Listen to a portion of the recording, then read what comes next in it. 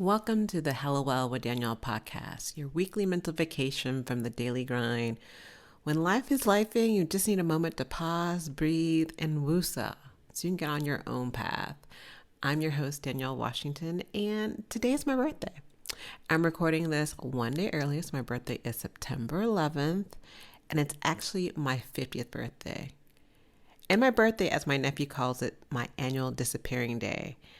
But it's one of those things, and I want to talk about it today. I want to talk about what does it mean to be 50 right now, but also how can you use your birthday as a moment to honor yourself? But before we get started, if you have been here before, I like to start with doing some breathing exercises just to get us grounded in the space and being here and kind of feeling present. So if you can, I invite you to close your eyes and just begin to connect to your breath. And taking a deep exhale through your nose, exhaling all the air out.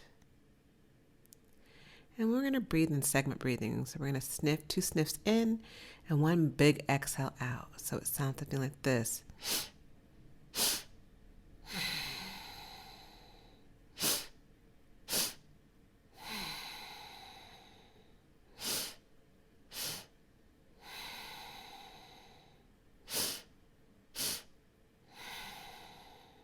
When you're inhaling, you're taking 2 big inhales in, your belly is going out.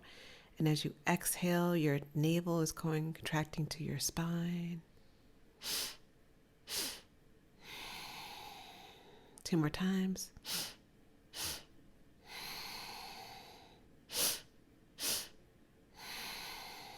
And inhale deeply. Suspend the breath. And exhale, relax. It's just one of my go-to breaths when I want to kind of quiet the nervous system, feel a little bit more of peace. And I feel like birthdays don't always feel peaceful. I feel like there's all these expectations, especially quote unquote a milestone birthday. Everyone's like, you're turning 50. Oh, you don't look 50. I'm like, great, okay. But then also like, what are you doing? Are you throwing a big party? Are you going somewhere? What are you doing? And I'm like, I'm doing what I do every year. Every year, as my nephew calls it, I have my annual disappearance. I turn off my phone or I put on do not disturb. I don't go on social media and I'm just quiet. And I feel like society wants you to do all these major things for your birthday, especially 50. It's big party, grand gesture. But what do you want? I mean, for me, what do I want on my birthday? My birthday is 9/11, so let's keep it real. Going out at one point in time wasn't really an option in the United States because everyone was sad, and I get it, but it was also still my birthday. So what I used to do was I used to travel. So I was always out of the country. So being that I was always out of the country, I got used to not being around people to respond to messages or be on social media because usually I was out and about enjoying myself in another country. But when I'm here and I think about what it is that really matters to me as I turn 50, but what really matters to me in general, my birthday is that inner peace, that inner reflection, that honoring the journey and not needing to follow expectations of others. I feel like if there's any day that I can be like, I'm doing me and feel like not guilty about it, this is the day. 9/11 is I have an excuse to be me and do me. Not like I need an excuse, but I feel like sometimes society and external pressure makes you feel like you need an excuse. Like, I know there's people like, oh my God, I wrote you this morning. Why haven't you responded to my birthday text? Or I wrote you on social. Those who know me know if you don't catch me by now, I've gotten smarter. If you don't catch me by 4 or 5 o'clock in the morning, it's a wrap. You know, before people would try to catch me before 6 o'clock and they would send messages. And now I'm like, the phone is off real early. And so it's just my way of loving on me, honoring myself because, listen, every other day we're probably helping other people You're feeling like you're on the go constantly. So use your birthday as a moment to honor yourself, creating a space of solitude and reflection, or as I like to know it, disappearing for a day and knowing it's okay because, oh, wait, what did you do? It was my birthday. And people were like, oh, okay. But as I think about the 50s, and people were like, well, how does it feel to be 50? And I'm like, I don't know. Just turned. But also, I don't even know what 50 is supposed to look like. And I think about my mom. When my mom was 50, she had a 20-year-old daughter and a 25-year-old son. Like, I don't have those things. I was in college when my mom was 50. My mom, that's when she started her business and she would start doing balloons, and, she shifted where she was in her life, which is interesting because I feel like with me really getting heavy into yoga therapy, this is a new shift in my life. If you look at it astrologically, 50 is around your Chiron return.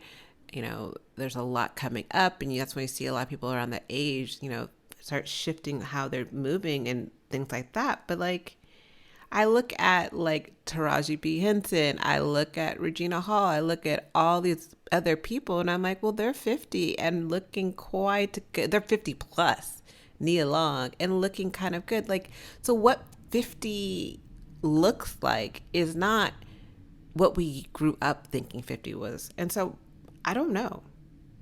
All I know is where I feel like I left the 40s and where I feel like I am right now. I feel like not in a space where I'm tired of people shitting on me. And I say shoulds, like, you should be here, you should be doing this, or me shitting on myself. I'm just over it. I'm over the external expectations. I'm over trying to fit in. I'm over explaining myself. I'm just over a lot of things. I think of the 40s. 40s was all about healing. Like, I went to Burning Man and on my birthday and kind of deep dived from there. And then, the 30s was like hot girl summer every day, all day. That was when I traveled the world. I was living my best life. I didn't care about much. I was just living my best. I was drinking. I was eating edibles. I was dating whoever I wanted to date. I was sleeping with whoever I wanted to sleep with. And I was having a good time. 20s, those are the years of I hated myself. And it's sad to say that, but it's the reality of it was. I just was in self-loathing in 20s and probably the teens as well. And 1 to 10, a girl was just trying to survive in a household that didn't feel safe. And yet here I am. 5 freaking decades have gone, and this is a new one. This is a new journey. And so as I redefine and reflect on what 50 looks like, I know that I'm in a space where I'm listening more, not just to myself, but I'm listening to others. I'm okay with not being okay some days. I was like, the other day I was telling a couple of friends, like, I felt invisible. Like, hardcore 40s me would have been like, let's investigate this, let's look through everything, like what's coming up, is it this, is it that? And I was like, I'm not even trying to investigate anything, because I'm kind of quasi over just trying to heal everything.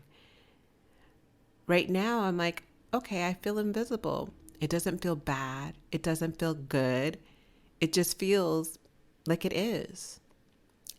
Someone was like, well, maybe that means that you're just being an observer. And maybe these are my observer years, but it didn't matter what it meant because I didn't care. I was like, this is where I am and I'm just going to sit with it. And I feel like that's how I'm rocking into 50s. I'm just sitting with it. I don't have an expectation.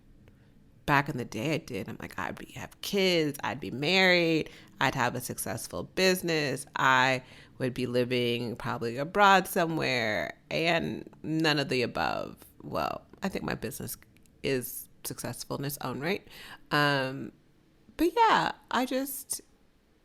I'm okay not living the life that I thought I was going to have because I let go of that expectation in the 40s.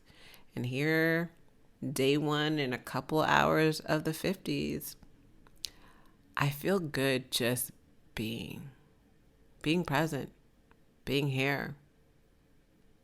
And that's where I am. So I invite you, if you get anything from my birthday this year, this is 50. As I go on, I'll probably be talking about more about, this time of my life. And, what I will say about 50 is perimenopause sucks. But even that, I'm like, okay, it is what it is. I don't have to perfect it. I'm not out here trying to perfect menopause, perimenopause. I'm like, I'm going to do this like the best. I'm going to like type A this. I'm going to be the best person who goes through menopause. No, I'm just going to be the person who goes through menopause, and I'm living with it. But I invite you to see, maybe it's not even on your birthday, like how can you honor yourself more? How can you create, maybe it's a quarterly situation, a monthly situation, or maybe it's a weekly thing and it's a short thing. It doesn't have to be an all day thing. Like, how can you honor yourself? What are ways that little things that you can do to honor yourself? Is it turning off your phone, getting off of social media for a day, an hour? What is it? Is it something else? But, I invite you just to ponder this moment of how can you redefine what it means to honor yourself and creating that space for solitude and reflection. Speaking of reflections, I am super excited to announce that I will be collaborating with Mutual Feelings SF, which is a beautiful collective trying to help Black women in San Francisco get together, and because we all have that mutual feeling of what it means to be a Black woman in San Francisco.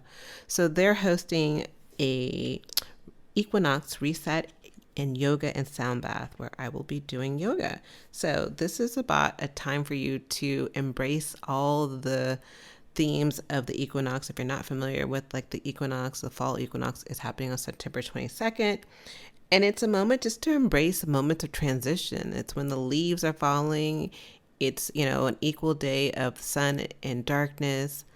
And it's a time for us to kind of reflect on the last couple of months and then start nourishing ourselves for the months to come. So it's a great time to release.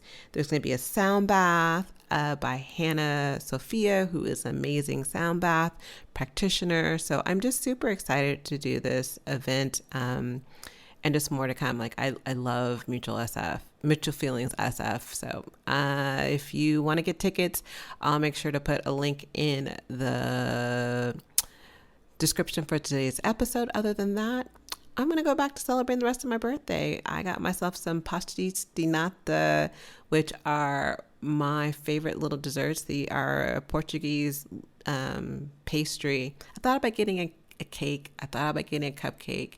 And I was like, no, what better thing to do than to get one of my favorite desserts? So a girl drove all the way to San Jose. If you know the Bay Area, that was hella far to get these. And I'm super excited to enjoy every single one of them. Other than that, I hope you have a blessed week, and I will see you soon. And I'll be talking to you next week, and make sure to sign up for this event. Ciao.